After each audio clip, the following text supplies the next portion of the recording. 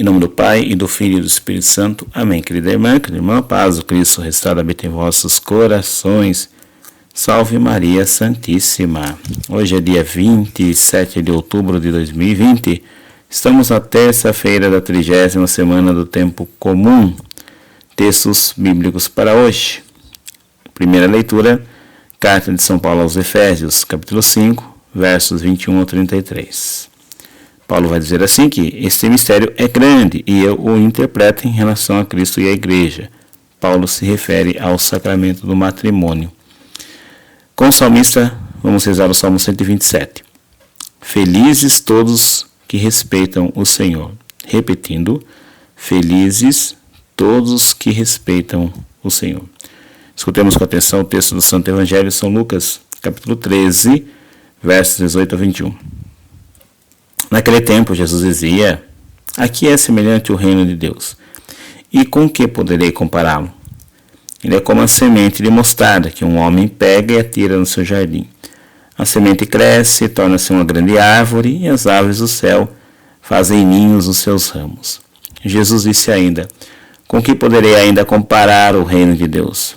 Ele é como o fermento que uma mulher pega e mistura com 3 porções de farinha, até que tudo fique fermentado. Palavra da salvação, glória a vós, Senhor, que as palavras do Santo Evangelho perdoem os pecados, assim seja. Amém. Que o Espírito Santo, doador dos 7 dons, ilumine nossa mente e nosso coração para bem compreendermos a palavra que nos foi anunciada. Essa página da Carta aos Efésios, da primeira leitura de hoje, é muito utilizada para a celebração do sacramento do matrimônio, porque Paulo fala do papel da esposa e do esposo na relação conjugal. Muitos inimigos da fé, principalmente, acusam São Paulo de ser machista, ou não só ele, toda a Bíblia ser machista, muito por conta de textos com esse teor. Mas, se você que é de dentro da igreja, católica, também, no fundo, pensa isso, por conta dessas malditas ideologias, esses malditos movimentos oriundos do comunismo, tal como o feminismo, influenciado por ele, pensa desse jeito, um pouquinho pensa desse jeito, significa que você não tem nenhum pouquinho de conhecimento do que é Jesus, de quem é Jesus. Porque se a gente tem um conhecimento básico de quem é Jesus, nós não iríamos dizer coisas assim. Dizer que a Bíblia é machista, dizer que São Paulo, apóstolo, foi machista nos seus escritos, quando nesse texto ele diz que o homem é a cabeça da mulher, pois Cristo é a cabeça da igreja. Dizer que é machista São Paulo é não compreender, então, o mistério de Cristo. Se ele compara o matrimônio entre a relação que há entre a igreja e Cristo, é fácil de entender.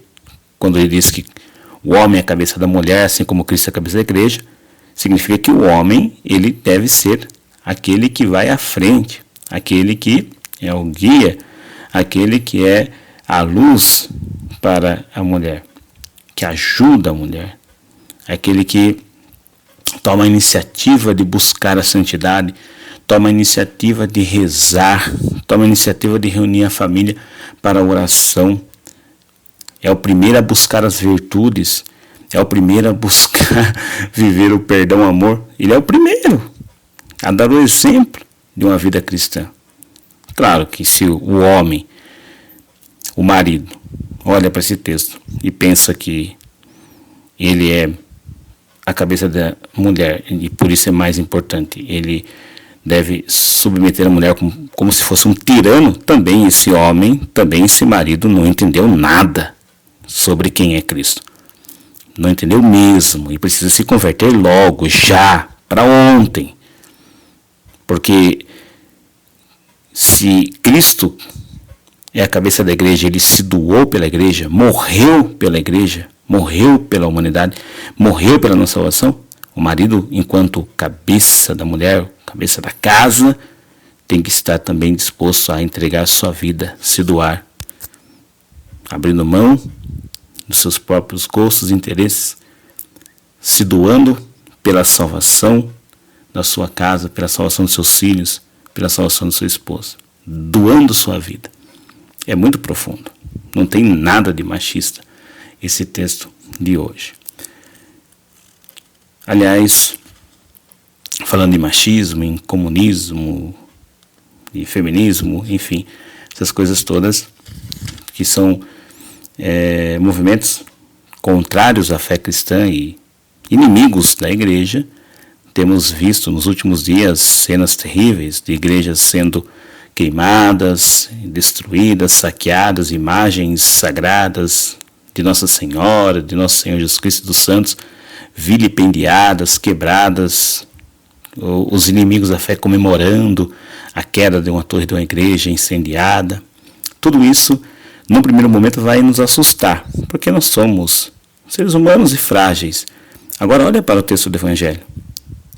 Jesus está dizendo hoje assim que o reino de Deus é como uma semente de mostarda que um homem atirou na sua horta e depois essa pequenina semente brotou, se tornou uma planta tão vistosa que até os pássaros vieram ali fazer ninho. Mas começou com uma linha minúscula. Ou o reino de Deus pode ser comparado também como uma mulher que colocou um fermento em 3 medidas de farinha. E essa medida pequenina de fermento levedou toda a massa. Mesmo sendo insignificante o número, o volume de fermento diante do volume de farinha, foi esse fermento que fez a massa crescer. Assim é o reino de Deus. Ele é minúsculo, ele é frágil, ele muitas vezes é oculto, não faz barulho, como os inimigos de Deus fazem. Como os inimigos de Deus se parecem tão poderosos, e eles, para esse mundo, são poderosos, eles têm muito dinheiro, têm muito financiamento de grandes empresários, ou seja, grandes bilionários pelo mundo afora que financiam esses programas para dar um fim, à Igreja Católica, dar um fim ao cristianismo. Eles são bem poderosos aos olhos desse mundo, são mesmo. Mas Jesus hoje está dizendo para mim e para você que nós devemos confiar em Deus, porque a força, a vitalidade do reino, ela existe, não está na quantidade, mas sim na energia que ela possui. Essa energia vem do próprio Senhor, do próprio Deus. Nós caminhamos para uma minoria no mundo em que nós vivemos, mas isso não significa que essa minoria não significa fracasso, derrota. Não. A qualidade dos cristãos, a qualidade dos católicos que perseverarem na fé, vai transformar, vai fazer o reino de Deus que foi iniciado por Cristo continuar a crescendo.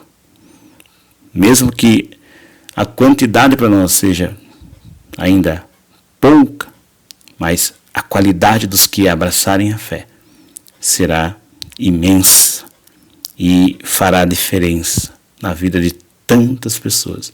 E esses se santificarão, não se entregarão às seduções, aos prazeres desse mundo, e muito menos se intimidarão com os ataques do mundo, porque a força de Deus está nos seus corações. A força de Deus está com a igreja. Deus está presente na igreja e ela não vai ser derrotada, pois Jesus prometeu e ele declarou que as portas do inferno não prevalecerão contra ela. O Senhor nos abençoe, nos livre do mal e nos conduza à vida eterna. Amém. Louvado seja o Senhor Jesus Cristo, por sempre seja louvado.